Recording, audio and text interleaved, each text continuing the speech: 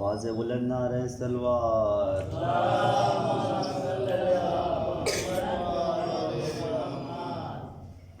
ماشاء اللہ لا قوة الا باللہ العلی العظیم۔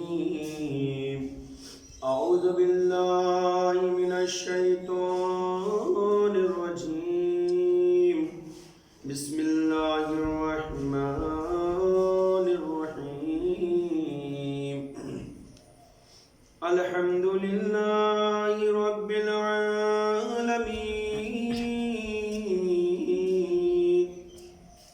والجنة للموحدین، والنار للعاصین،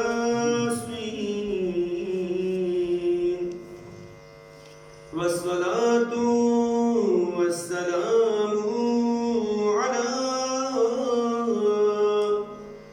أشرف الأنبياء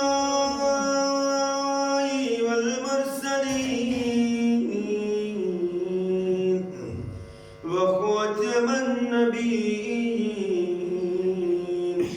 ومولانا مولى الثقلين، جد الحسن والحسين أبي القاسم محمد،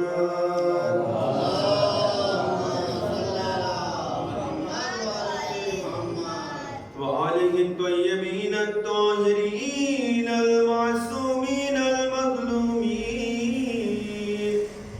ولعنة الله على أعدائهم أجمعين من يومنا هذا إلى يوم الدين، أما بعد،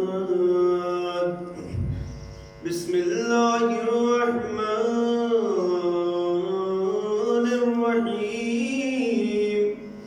رب اشرح لي صدري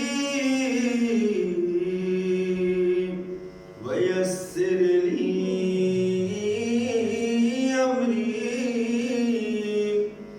واحلل عقدة من لساني يفقهوا قولي۔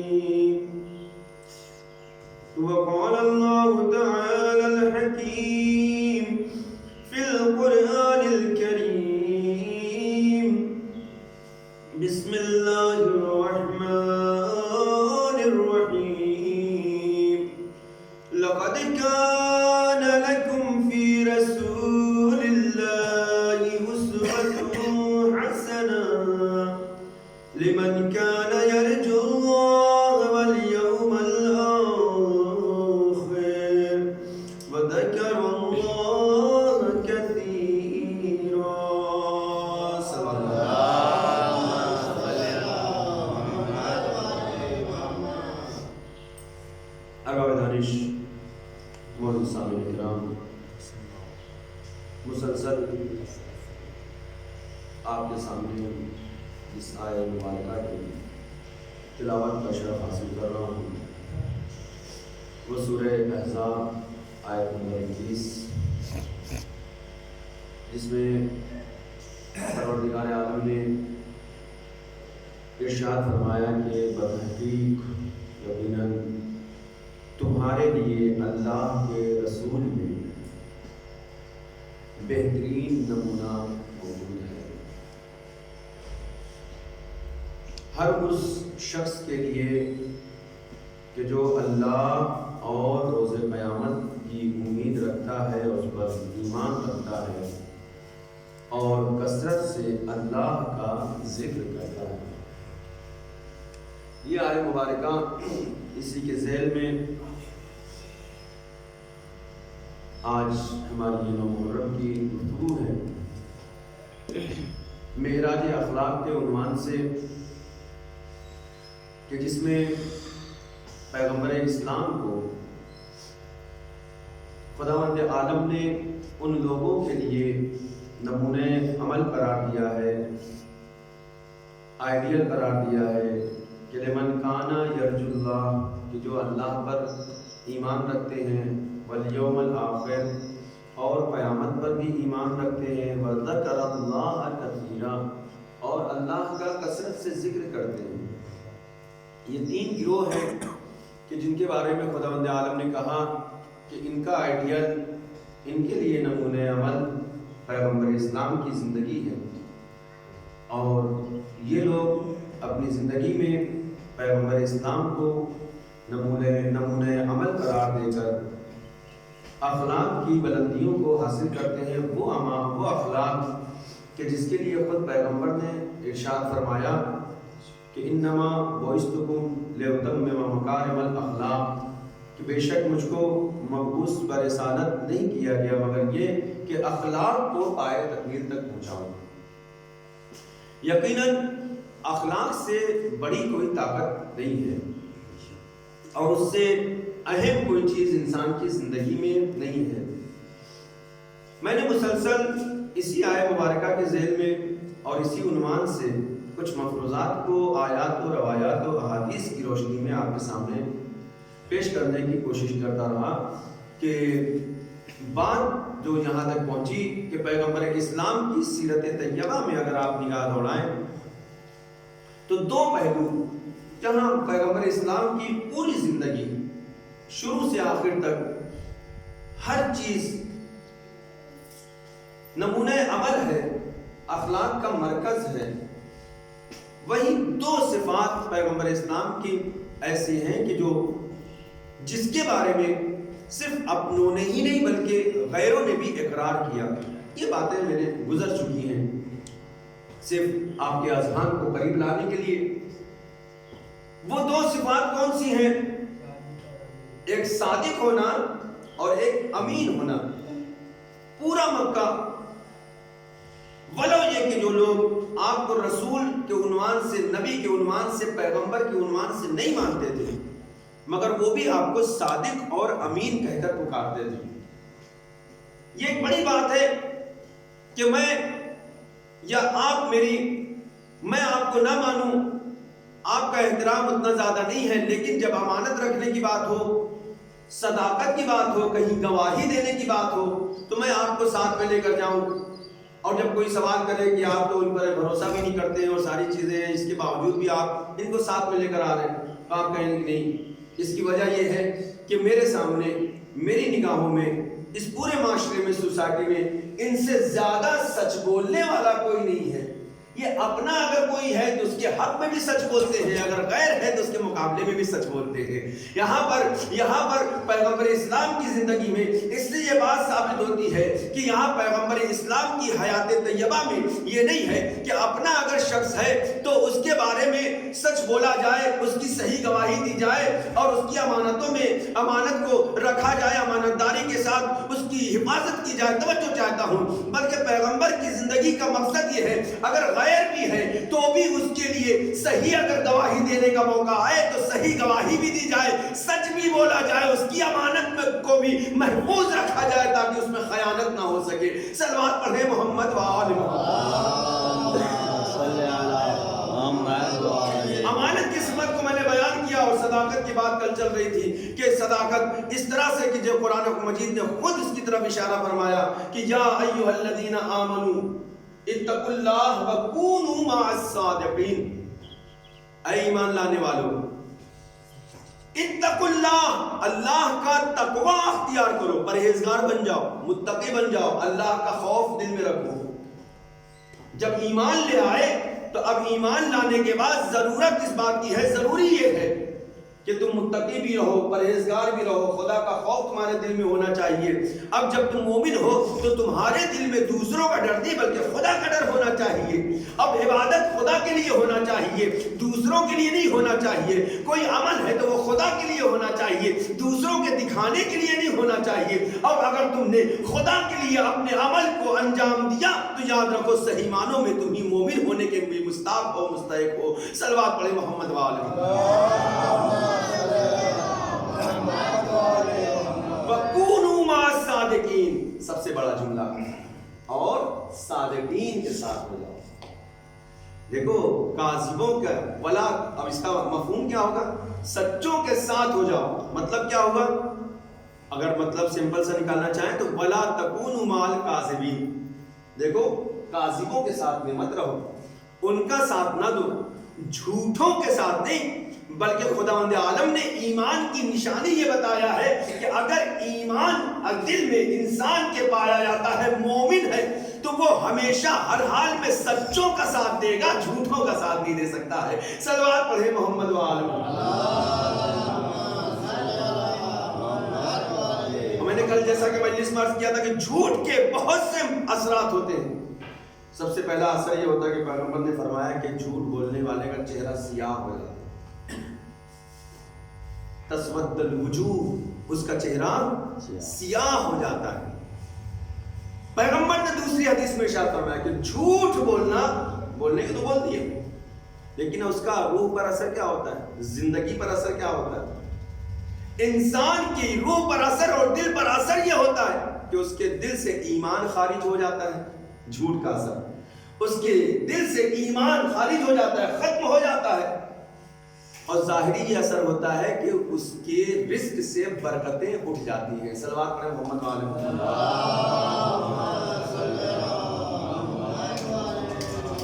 ایک اور صلوات پڑھیں مل جل کر محمد وآلہ۔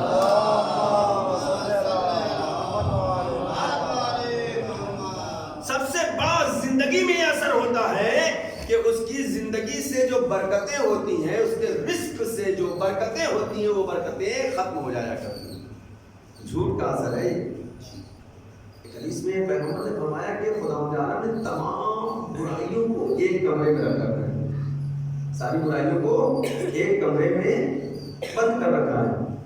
ان تمام برائیوں کو کی جو چابی ہے اس کمرے کو کھولنے کی، وہ چابی کیا ہے؟ جھوٹ۔ اگر جھوٹ کو ہی ختم کر دیا جائے اور ساری برائیاں جو کمرے میں ہیں وہیں پہ پیک رہ جائیں گی، وہیں ختم ہو جائیں گی، نابود ہو جائیں گی، تو جو چاہتا ہوں وہ تمہاری زندگی پر اثر انداز نہیں ہوں، مگر شرط یہ ہے کہ اپنی زندگی سے پہلے جھوٹ جیسی پلیدگی اور گندگی کو دور کرو۔ صلوات پڑھے محمد وآلہ محمد۔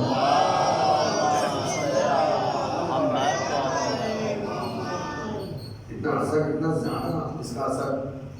اب یہاں پہ اب چونکہ دامن وقت میں گنجائش تو بہت تھی، کیونکہ اگر وقت پہ مجلس شروع ہوتی، کیونکہ تاخیر سے شروع ہو رہی، زیادہ گنجائش نہیں۔ صلوات پڑھے محمد وآلہ محمد۔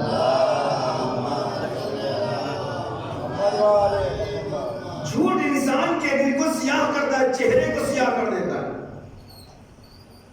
جھوٹ کا اثر انسان کی زندگی پہ اتنا زیادہ ہے کہ اس کے رزق کی برکتیں ختم ہو جاتی ہیں، اسے احساس نہیں ہوتا ہے کہ یہ میرا بزنس اتنا اچھا چل رہا تھا، تجارت اتنی اچھی چل رہی تھی۔ امام فرماتے ہیں کہ تم جھوٹ کے بل پر اپنی تجارت کو ترقی نہیں دے سکتے ہو۔ تم نے اگر جھوٹ کے بل پر چاہا کہ ہمیں اپنی تجارت کو ترقی دیں گے تو یہ تمہاری بھول ہے، یہ تمہاری غلطی ہے، غلط فہمی ہے۔ جہاں تم نے جھوٹ بولا وہ تمہاری تجارت میں کمی اور تنزلی ہونا شروع ہو جائے گی اور تمہیں احساس تک نہیں ہوگا۔ یہاں تک کہ معصوم فرماتے ہیں کہ اسی لیے وجہ یہ ہے کہ انسان کو مذاق میں بھی جھوٹ نہیں بولنا چاہیے۔ جھوٹ آخر جھوٹ ہے، گناہ کبیرہ ہے۔ اور انہوں نے مذاق میں کہہ دیا، نہیں مذاق میں بھی جب تم نے مذاق کیا تھا تو فرشتوں نے اس کو لکھا مذاق، لیکن اسی مذاق میں جب تم نے جھوٹ کا استعمال کیا تو فرشتوں نے اسی کو لکھا کہ اس نے کہا جھوٹ۔ تو یہ جھوٹ جو تمہارے نام اعمال میں لکھا گیا اس کو نہیں مٹایا جا سکتا ہے۔ فرشتوں سے یہ نہیں کہا جا سکتا کہ بھیا ہم تو مذاق کر رہے ہیں، تم نے جھوٹ بولا، گناہ کبیرہ انجام ہوا، تمہارے نام اعمال میں لکھا جاتا ہے۔ اس سے بڑے سو امام فرماتے ہیں کہ ایک حدیث میں مولا کانا سے بھی یہ حدیث ہے اور رسول اسلام سے بھی حدیث ہے۔ آپ فرماتے ہیں کہ ولو توجہ چاہتے ہیں، ولو جھوٹ بولنے کے ذریعے بہت اہم نقطہ ہے، معاشرے میں اور سوسائٹی میں اکثر اس کا مقابلہ کرنا ہوتا ہے، لوگ سوال کرتے ہیں اس چیز کو، آپ کی بھی زندگی میں موسم کیسے آئے ہیں۔ امام فرماتے ہیں کہ ولو تمہیں یہ لگے، محسوس ہو کہ میرے جھوٹ بولنے سے میرا بہت بڑا فائدہ ہوگا، پھر بھی تمہیں جھوٹ بولنے کی اجازت نہیں ہے۔ تم کو ظاہراً لگ رہا ہے کہ ابھی لگ رہا ہے کہ تمہارا فائدہ ہوگا، لیکن جھوٹ بولنے والے کی پول بہت جلد کھل جایا کرتی ہے اور دنیا والوں کے سامنے ذلیل بھی ہوتا ہے، آخرت میں عذاب کا مستحق ہو جاتا ہے. صلوات پڑھے محمد والے. اتنے زیادہ اثرات اور اتنے زیادہ اس کی بارے میں معصومین نے منع کیا ہے. اور اس طرح سے یعنی کہ معصوم فرماتے ہیں کہ جھوٹ افترا کو وہی لوگ کیا کرتے ہیں کہ جو خداوند عالم کی آیتوں پر ایمان نہیں رکھتے. افترا پردازی تو مت کرانا، جھوٹ بولنا، یہ کام کس کا ہے؟ یہ کام ان لوگوں کا ہے کہ جو لوگ خدا کی آیتوں پر ایمان، یہ قرآن کی آیت ہے، ایمان نہیں رکھتے. سورہ نحل آیت نمبر 105. جو لوگ خدا کی آیتوں پر ایمان نہیں رکھتے. آیت مطلب کیا؟ یہ قرآن کی آیت، یہ ورڈز یہ نہیں، خدا کی آیتوں یعنی خدا کی نشانیوں پر ایمان نہیں رکھتے. اس کی جو نشانیاں اس نے پیدا کیا ہے اس پر ایمان نہیں رکھتے. اب خدا کی نشانیوں کی بحث اگر آ جائے تو اس میں بہت لمبی چوڑی بحث ہے. اب آپ خود ہی گناتے چلے جائیے. خدا کی نشانیاں بہت سی ہیں. ہمارے جسم میں دیکھیے، ہماری آنکھ خدا کی نشانی ہے، کان ہمارا خدا کی نشانی ہے، روح کا ہونا، زبان کا ہونا، سانسوں کا نکلنا اور آنا اور جانا، یہ ساری چیزیں خداوند عالم کی نشانی ہے. باہر آئیے، باہر آ کر دیکھیے یہ ہواؤں کا چلنا اور اس کے بعد بارش کا ہونا اور یہ ساری چیزیں، سورج کا نکلنا، وقت پر ڈوبنا اور چاند کا نکلنا، یہ سب خداوند عالم کی نشانی. توجہ چاہتا ہوں جس مقصد تک لے کر آنا چاہتا ہوں. گویا آپ نے اس کا انکار کیا. یعنی انکار کیا مطلب یہ کہ اس کا انکار یہ کیا کہ اس کا مفہوم یہ ہے کہ نہ آپ کو اس کے خالق پر یقین ہے، نہ ہی آپ اس کے خالق پر ایمان رکھتے ہیں، نہ ہی خدا وحدہ لا شریک پر ایمان رکھتے ہیں. جب خدا پر ایمان نہیں رکھتے ہیں تو جو خدا پر ایمان نہ رکھتا ہو اس کا ٹھکانہ جہنم ہوتا ہے، جنت کا مستحق نہیں ہو سکتا. صلوات پڑھے محمد وآلہ.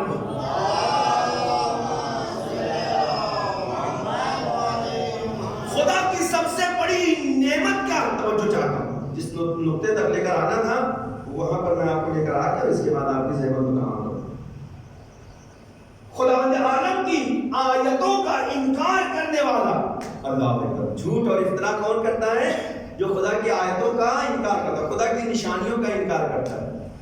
معصومین، ائمہ تعلیم، انبیاء کرام، پیغمبر اسلام، یہ سب کیا ہے؟ خدا کی نشانیاں ہیں، آیتیں ہیں. آئیے امام فرماتے ہیں اس آیت مبارکہ کے ذریعے. امام سے جب پوچھا کہ مولا خداوند عالم نے اس آیت مبارکہ میں سورہ نحل کی آیت نمبر 106 میں یہ جو آیتوں کا کی طرف اشارہ کیا، پروردگار نے فرمایا کہ جو لوگ جھوٹ اور اس طرح سے کام لیتے ہیں جو خدا کی آیتوں پر یقین نہیں رکھتے. مولا آپ ہی بتائیے آیتوں سے مراد کون ہے؟ توجہ چاہتا ہوں. آیتوں کا مفہوم کیا ہے؟ آیتوں سے مراد کون سے افراد ہیں؟ کون سی نشانیاں خدا کی؟ امام نے فرمایا کہ دنیا میں سب سے بڑی نعمت اگر خدا نے خلق کیا ہے تو وہ ولایت علی ابن ابی طالب ہے. صلوات پڑھے محمد وآلہ.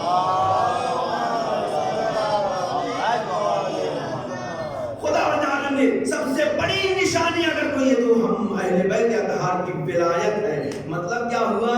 مطلب یہ ہوا، اب بات کو بات سے ملائیے. امام نے کہا کہ ہم اہل بیت کی ولایت سب سے بڑی خدا کی، بولتے جائیے، خدا کی سب سے بڑی کیا ہے؟ نشانی ہے. خدا کی سب سے بڑی آیت ہے. ادھر آیت میں کیا ارشاد ہوا؟ آیت میں ارشاد ہوا کہ جھوٹ اور افترا سے وہی کام لیتا ہے کہ جو خدا کی نشانیوں اور آیتوں کو جھٹلاتا ہو، تکذیب کرتا ہو. بڑی توجہ چاہتا ہوں. اس کا مفہوم کیا ہوا؟ بات کو جب بات سے ملائیے گا تو اس کا مفہوم یہ نکل کے آئے گا کہ جھوٹ اور افترا وہی کرتا ہے کہ جو ولایت اہل بیت علیہ السلام کا منکر ہوتا ہے، اس کو یقین سے اس کا اقرار نہیں کرتا ہے، اس کو سچ نہیں مانتا ہے. چاہے وہ غدیر کے میدان میں ہوا ہو اعلان، چاہے ذوالعشیرہ میں اعلان ہوا ہو، اس نے وہاں بھی تقسیم کیا، یہاں بھی تقسیم کرتا ہوا. صلوات پڑھے محمد.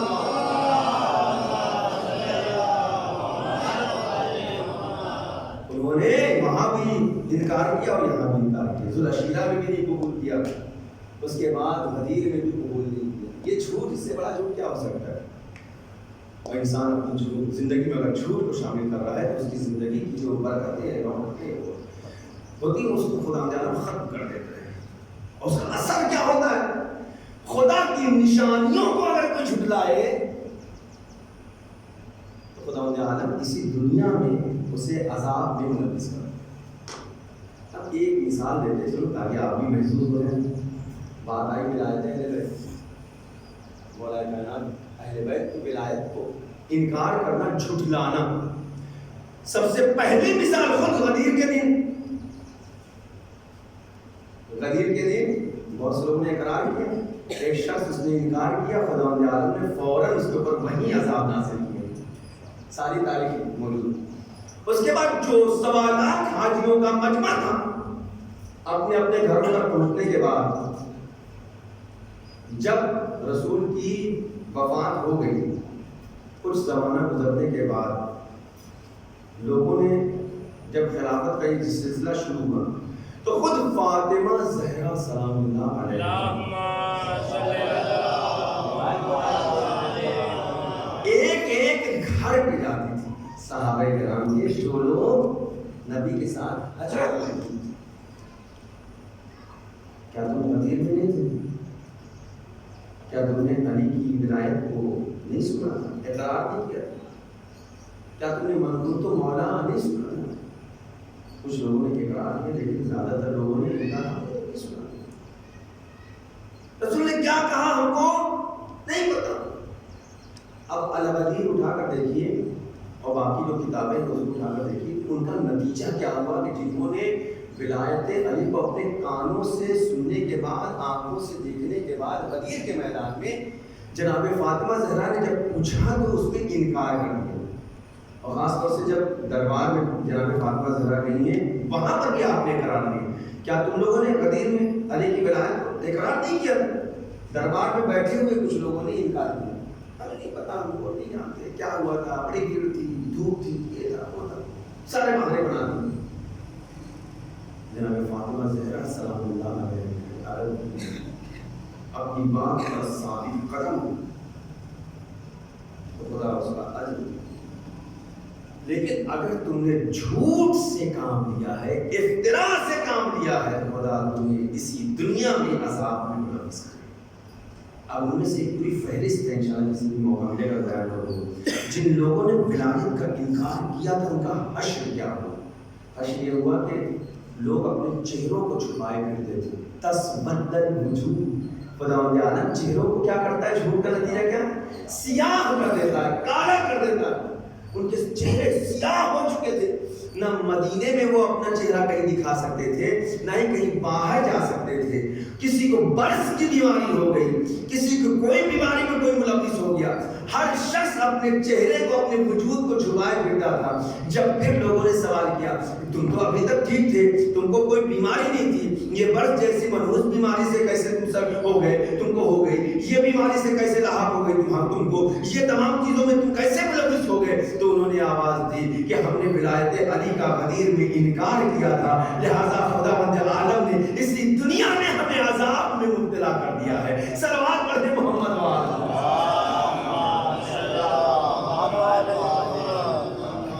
دونوں خداوند عالم دنیا میں بھی عذاب میں ملوث کرتا ہے اور آخرت اس کی سیاہ ہے جھوٹ. کیا مقام مرتبہ کا ہے لیکن دنیا کاش دنیا والوں نے ذرا برابر بھی اگر پہلے بیت کی فضیلت کو سمجھ لیا ہوتا تو آج یہ دنیا کی جو نوبت ہے، یہ جو حالت ہے، یہ حالت وہ اہل بیت جو زمین و آسمان پر اختیار کرتے تھے، ان کی ولایت کی محبت کا انکار کر کے لوگوں نے اپنی دنیا کو بھی خراب کیا. کربلا کے میدان میں امام حسین علیہ السلام آج 9 محرم ہے.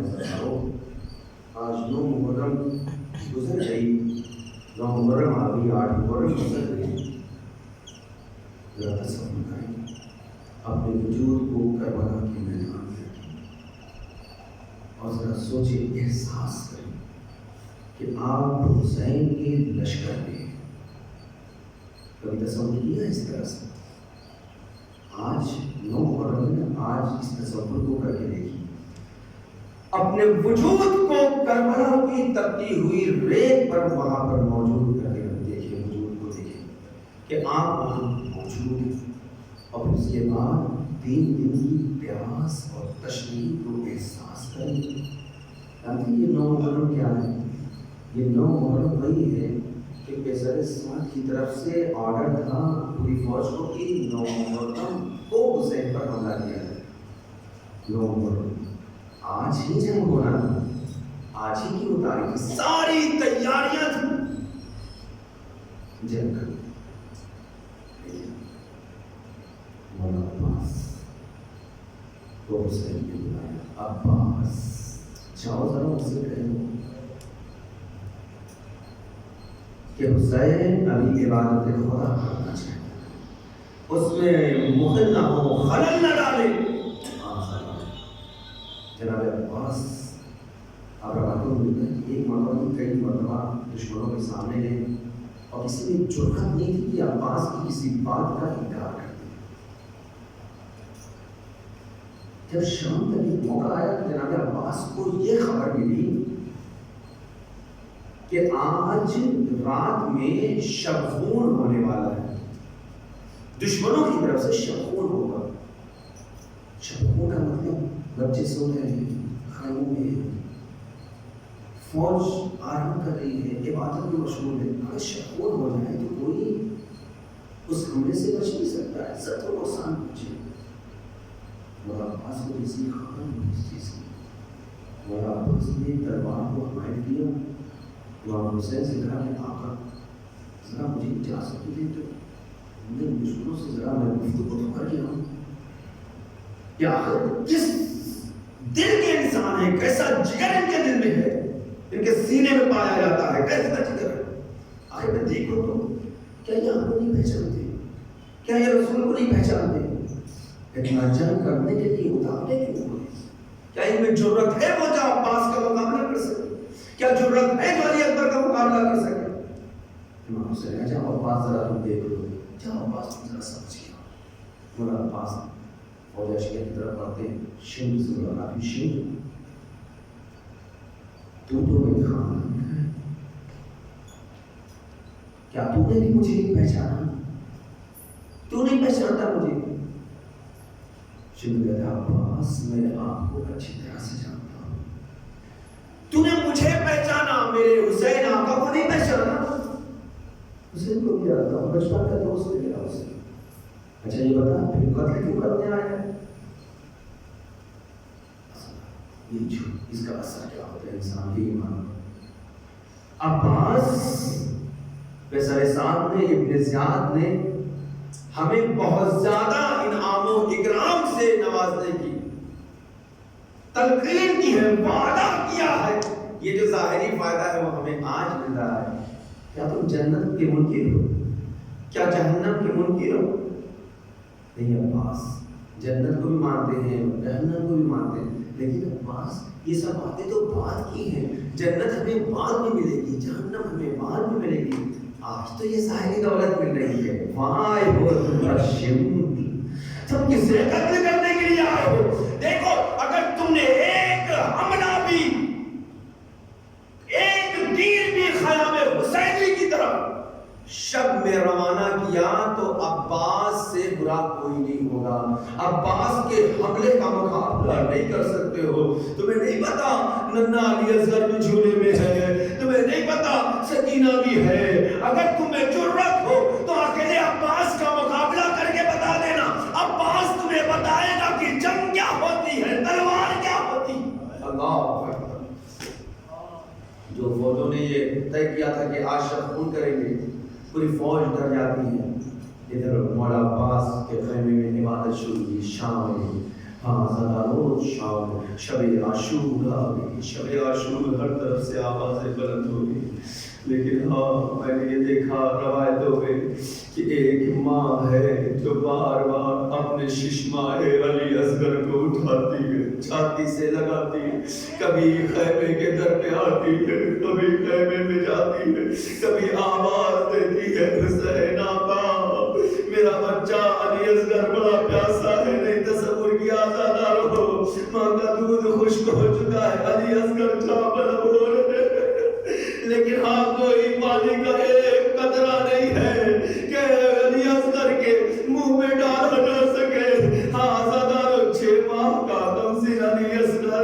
اے دنیا والو چلو تمہاری نظر میں معاذ اللہ حسین خطا کار تھے، عباس خطا کار تھے، ذرا یہ تو بتاؤ اس چشمہ علی اصغر کی خطا کیا تھی، اس کا گناہ کیا تھا؟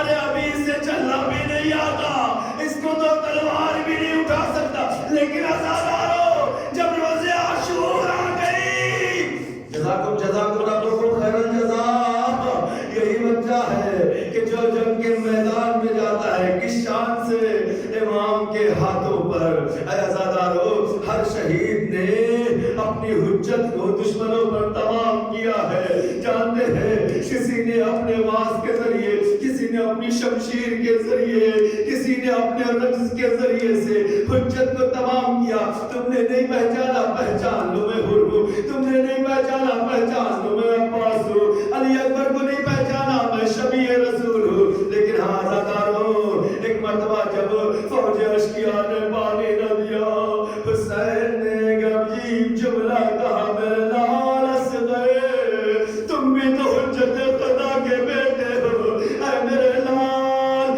دشمنوں پہ حجت کو تمام کر دو۔ بس عزادارو روایت کا یہ جملہ آج اسے تمام مورخین نے لکھا ہے، ارے حمید ابن مسلم کہتا ادھر حسین نے جیسے ہی یہ جملہ کہا نا، اے علی اصغر تم بھی تو حجت خدا کے بیٹے ہو، ارے اپنی حجت کو تمام کرو۔ یہ ششمہ علی اصغر ایک مرتبہ عزادارو سوکھے ہونٹوں پر اپنی سوکھی زبان کو پھیرنا شروع کیا۔ اس منظر کو فوج اشکیا نے دیکھا، ایک کوہرام مچ گیا، مصر صاحب کہتا آئینہ آئینہ حرملہ، ارے حرملہ کہا ہے اقدا کلام الحسین۔ جزاکم ربکم خیر الجزا، اے عزادارو حسین کے کلام کو پتہ کرو، بس کیا تھا؟ حرملہ نے چندے کمان میں تیر کو جڑا، اب جو تیر چلانا چاہتا ہے نا عزادارو، ہاں مولا علی اصغر کے بعد مصائب ہے جنہیں باب الحوائج کہا جاتا ہے، اپنی مرادوں کو مانگ لینا عزادارو۔ جیسے ہی جلے کمان میں تیر کو جوڑا نا، ایک مرتبہ تیر چلانا چاہتا ہے، دیکھا تیر گر گیا، پھر دوسرا تیر جوڑتا ہے، چلانا چاہتا ہے، تیر گر جاتا ہے، ہاتھ کانپنے لگتے ہیں، تیسری مرتبہ چلانا چاہا، ہاتھ میں لرزہ طاری ہوا، تیر زمین پر گیا، گرا، ایک مرتبہ پہ سر ساتھ آ گیا تھا، کہتا حرملہ حرملہ حرملہ، مجھ سے تو جب کوئی پوچھتا تھا کہ عرب میں سب سے بڑا تیر باز کون ہے تو میں تیرا نام لیتا تھا، لیکن آج تو تیرے ہاتھ کانپ رہے ہیں، تیرے بدن میں تھرتھری سی واقع ہو رہی ہے، تیرا دین چھوٹ جا رہا ہے، آخر وجہ کیا ہے؟ اے عزادارو حرملہ نے عجیب جواب دیا، کہتا ہے بسر سان، ارے تیر چلانا آسان ہے، لیکن جو میں دیکھ رہا ہوں وہ تو نہیں دیکھ رہا۔ ارے جب میں پہلی مرتبہ تیر چلانا چاہتا تھا، ارے رسول خدا میرے سامنے آ کر کھڑے ہو گئے، اے حرملہ تجھے کیا ہو گیا؟ جزاکم ربکم خیر الجزا۔ دوسری مرتبہ تیر چلانا چاہا، علی مرتضیٰ آ گئے، تیسری مرتبہ تیر چلانا چاہا، امام حسن مجتبیٰ آ گئے، اے عزادارو ایک مرتبہ حرملہ نے کہا کہ یہ میرا تیر گرنے جا رہا ہے، اے عزادارو بسر ساتھ کہتا ہے حرملہ لے اس تیر کو چلا، کیا تیرے ترکش میں اور کوئی تیر نہیں ہے؟ سنو گے عزادارو، حرملہ کہتا ہے تین تیر تھے جو تیر زمین کربلا پہ گر گئے، بس ایک تیر بچا ہے، لیکن یہ تیر تو انسانوں کے لیے نہیں ہوتا، اس سے ہم جانوروں کا شکار کرتے ہیں۔ نہیں عزادارو آپ نے ہم نے مسائل بتا نہیں کیا، کاش ایک ماں کے جگر کو رکھتے ہوئے دل میں مسائل کو نہ ہوتا۔ وہ کہتا ہے بس ایک ہی تیر تو بچا ہے کہ جس تیر سے ہم جانوروں کا شکار کرتے ہیں۔ ایسا دارو حرملہ نے تیر کو نکالا، اب جو روایتوں میں ملتا ہے وہ تیر پھلوں والا تیر، جس سے بڑے جانوروں کو حملہ کیا جاتا تھا، شکار کیا جاتا تھا۔ اگر جانور کو یہ تیر لگ جائے تو ایک قدم بھی جانور آگے بڑھ نہیں پاتا تھا، وہی زمین پر گر جاتا تھا۔ بس عزادارو مجلس تو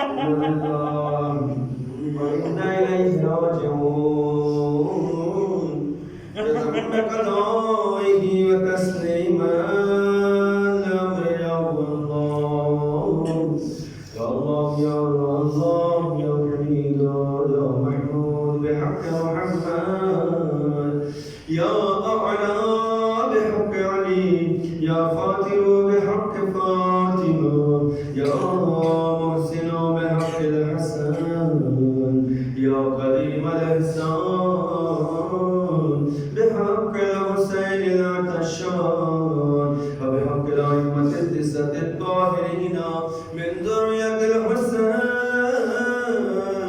عليهم الصلاة والسلام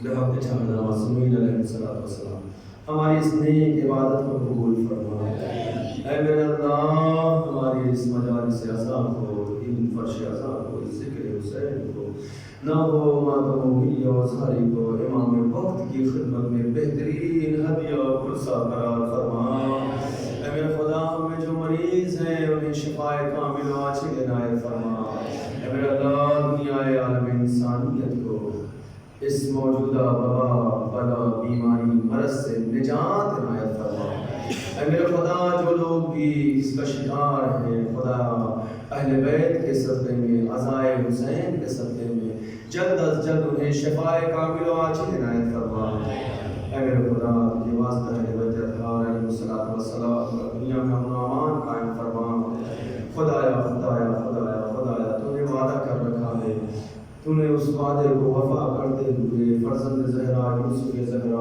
امام اسرار ارواحنا له الفداء کے ظہور قدور میں تعجیل فرما اور ہم سب کو ان کے اعمال و انصار میں شمار فرما ربنا تقبل منا انك انت السميع العليم ہزار سے گزارش ہے کہ بہت سے لوگوں نے جو مریض ہیں دعا کی سفارش کی ہے خاص طور سے میرے استاد محترم عبد اللہ حسین مشتبہ صاحب ان کا پورا گھر جتنے بھی لوگ ہیں سب بیمار ہیں اس کورونا کا شکار ہو چکے ہیں دو بہنوں کے اہلیہ کا انتقال ہوئے ان سب کی شفا یابی کے لیے مل جل کر دعا فرمائیں امن یجیب المضطر اذا دعاہ ویکشف السوء امن یجیب المضطر اذا دعاہ ویکشف السوء امن